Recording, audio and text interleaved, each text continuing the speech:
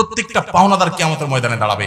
নবী সাল্লাল্লাহু আলাইহি ওয়াসাল্লাম বলেছেন, আতাদরুনা মানিল মুফলিস, তোমরা কি জানো সবচেয়ে বড় ভিখারি কে? সাহাবীরা বলছেন, আল মুফলিসু ফিনা মাল্লা দিনার আল্লাহ ওয়ালা দিরহাম। হে আল্লাহর রাসূল, যার টাকা পয়সা নাই সেই তো ভিখারি। নবী সাল্লাল্লাহু আলাইহি ওয়াসাল্লাম বলেছেন, আরে এটা আসল ভিখারি না, আজকে টাকা নাই কালকে আসবে। আসল ভিখারি হলো দুনিয়াতে বহু মাহফিলে ওয়াজ শুনতে আসছে, বহুত মাহফিলে ওয়াজ করছে, বহুত মসজিদ করছে, মসজিদের সভাপতি ছিল, ইমাম ছিল, সেক্রেটারি ছিল, হাজী সাহেব ছিল, গাজী সাহেব ছিল, কোরআন তেলাওয়াত করছে, দান সাদাকা করছে, সুবহানাল্লাহ পড়ছে, তাসবিহ পড়ছে, অনেক ভালো ভালো কাজ করছে। মাগার এই ভালো কাজ করে যে সওয়াবের পাহাড় নিয়ে গেছে কিয়ামতের ময়দানে আল্লাহর কাছে মুছে তাও দিয়া জান্নাত আশা করতে গেছে, তখন আয়েশা আল্লাহর কাছে হাজির হইছে একজনের কাছে, আল্লাহ এই লোক যৌবনকালে কলেজে পড়া অবস্থায় আমি রিকশাওয়ালাকে অন্যায় ভাবে অত্যাচার ভাবে আমাকে দুইটা থাপ্পড় দিয়েছিল, গরিব মানুষ কিচ্ছু বলতে পারি নাই, সেদিন কোথাও বিচারও পাই নাই, কারণ আমি রিকশাওয়ালা, তার অনেক ক্ষমতা ছিল। আজ হে আহকামুল হাকিমিন, হে সকল বিচারকদের বিচারক, হে সবচেয়ে বড় শাসক, হে রব্বুল আলামিন, আজ আমি বিচার চাই। আরেকজন এসে বলবে, আল্লাহ আমার জমির আইল ঠেল ছিল, বলতে পারি নাই, তার ছেলেরা অনেক পাওয়ারফুল ছিল, আজ আমি বিচার চাই। এক একজন হকদার যখন আসবে, তার ওই যে সারা জীবনের কামাই করা হজ উমরা সওয়াব এগুলা থেকে দিয়ে দিয়ে বিদায় দেওয়া হবে, হক দিয়ে দিয়ে বিদায় দেওয়া হবে। সেদিন তার টাকা দিয়ে বিদায় দিতে পারবে না, সওয়াব দিয়ে বিদায় দেওয়া হবে।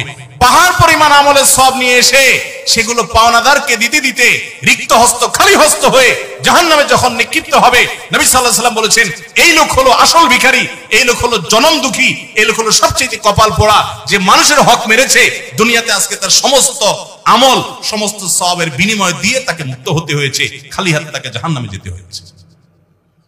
তো হাজী সাহেব আমাকে বলছিলেন, হুজুর আমি যখন এই হাদিস জানলাম তখন চিন্তা করলাম, হায় হায়, এইসব ঘুষের টাকায় করা জমি, এগুলোতে আমি কি করব, কাকে দিব?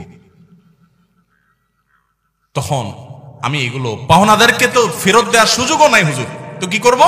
আমি আমার দায় মুক্তির জন্য ওই পাওনাদারদের তরফ থেকে দান করে করে মুক্ত হচ্ছে হুজুর। ছেলেরা তো সেটা বুঝতেছে না।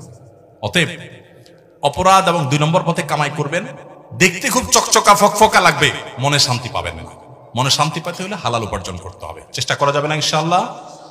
আল্লাহ আমাদের সবাইকে তৌফিক দান করুন, হিম্মত দান করুন, বাবাদেরকে মায়েদেরকে হিম্মত দান করুন, আমাদের মেয়েদেরকে হিম্মত দান করুন, পুরুষদেরকে আল্লাহ তাআলা হিম্মত দান করুন। খুব লজ্জা হয় আমার, আমরা মুসলমান, আমরা চুরিদারি 2 নম্বরই করি, আবার ওয়াজও শুনি। পৃথিবীর অনেক উন্নত দেশ আছে, তারা দুর্নীতি করে না, তাদের অনেক খারাপ জিনিস আছে, কিন্তু তারা কি করে না? দুর্নীতি করে না। আপনি ইউরোপ আমেরিকাতে যান, আপনি জাপান কোরিয়াতে যান, আপনি পৃথিবীর উন্নত দেশগুলোতে যান, তাদের মধ্যে ঈমান নাই, তাদের মধ্যে অনেক জিনিস নাই, কিন্তু তাদের মধ্যে দুর্নীতি নাই, তারা অসৎ না, তারা অবৈধভাবে আরেকজনের সম্পদ আত্মসাৎ সাধারণত করে না। অথচ এটা আমাদের মধ্যে থাকা দরকার ছিল, আমরা নামে মুসলমান। মনে রাখবেন, ইসলাম শুধুমাত্র ওয়াজ শোনার নাম না, ইসলাম আমল করার নাম। এত কথা আপনাদেরকে বলতাম না, শুধু ওই বেশি বেশি ঠিক ঠিক বলছেন, এই জন্য এতগুলো কথা শোনালাম। অতএব ঠিক ঠিকের উপরে থাকবেন না, আমল করবেন। আরেকজনের গায়ে যাচ্ছে সেজন্য ঠিক ঠিক বললেন, পাশে একটু খোঁচাও দিলেন, হ্যাঁ আশেপাশে একটু খোঁচা দিলেন একজন রে, হ্যাঁ ওই যে চাচারা দিচ্ছে বাঁশ হুজুরে, দেখছো চাচা ঘর উঠেছে রাস্তার কাছে, হ্যাঁ ধরা খাইছি নি আজকে। মজা লয়ে লাভ না ভাই, আপনার কবরে আপনি যাবেন, চাচার কবরে চাচা চিন্তা আপনি করার দরকার নাই, আপনারটা আপনি করেন। আল্লাহ আমাদের সবাইকে সজদার সাথে চলার তৌফিক দান।